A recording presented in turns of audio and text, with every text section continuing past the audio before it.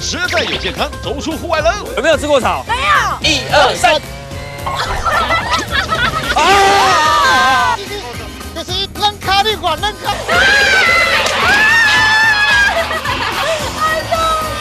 每周1至周4下午6点、晚上10点，超市实在有健康。您现在收看的是超级电视台。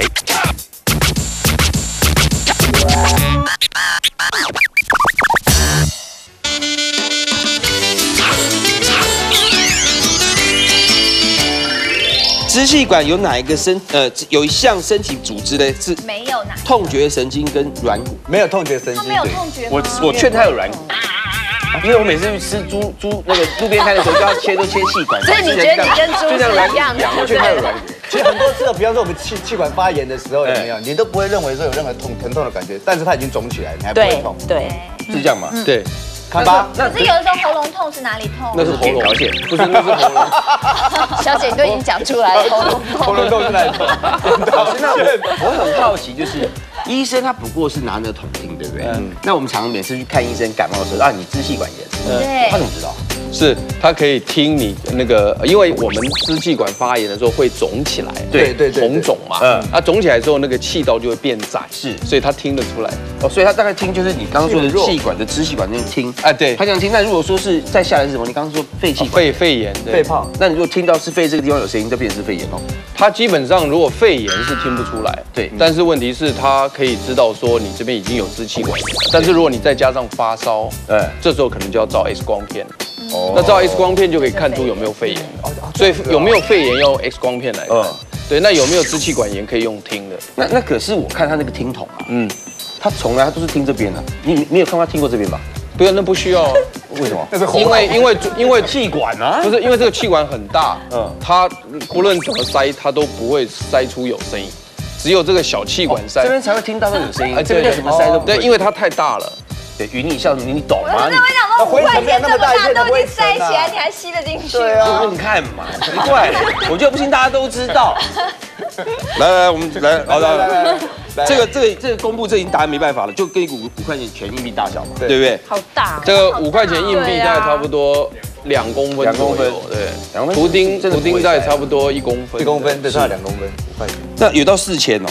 对，每分钟要每分钟应该。这个刚刚谁答对？我，你这个知道吗？猜的吧？猜的，可是4000差不多啦，因为用分钟有60秒哎，你1秒钟要呼吸1次的话，你看进去的量会很大。我这个回答蛮有智慧。而且你常上这个节目，你就知道，因为1000你直接跳到4000很奇怪，你一定要猜4000，要不然就是3000，因为它正确答案是4000，所以他才弄个1000。我们这是绑架的节目，不是健康节目。常上你们节目最后都会出题是有脉络可循的。对，要是我们3个都选4000呐，对，没有人选1000的，真的啊，这题是送分题啦。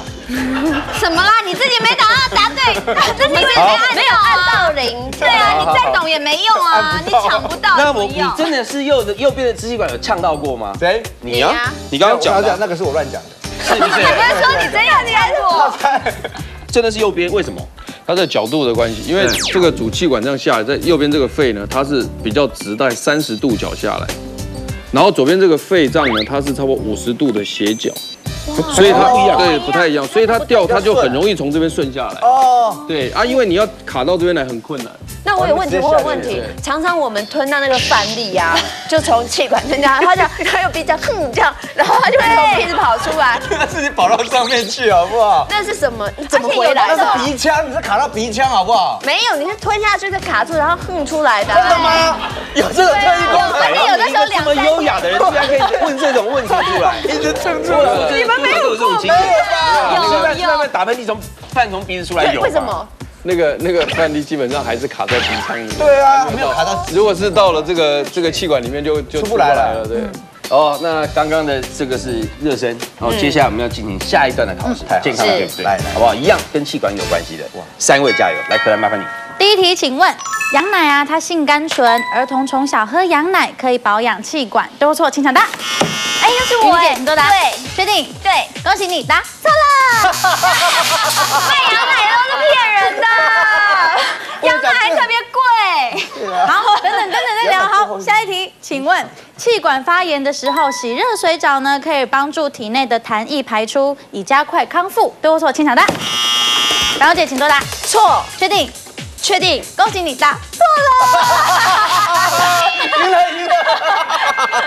你现在是以不回答为那个战略，是不是？没有，我想说看你们答错还蛮开心。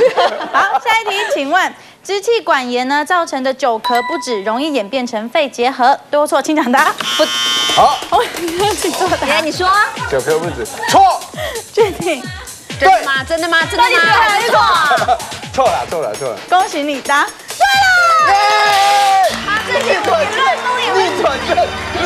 这题比较简单。好，最后一题喽，请问以弯腰的方式咳嗽可以协助气管排出细菌，对或错？请抢答。弯腰哎，细菌对，排出细菌。你看，我们要真的懂，我们才会按，我们不会按的又不懂这样。对的，确定？恭喜你答错了。逆转胜。你没有逆转是我哎，你还是输哎。哎，这该怎么讲呢？4题，这答对只有1题而已嘛，对不对？哪有？有啦，你的肺结核你答对啊，对不对？这题比较简单。太难。羊奶是不是他们骗人的？也不是啊，就是说我们一般来讲，小朋友如果过敏的话，那么通常都会有一些过敏源嘛。对。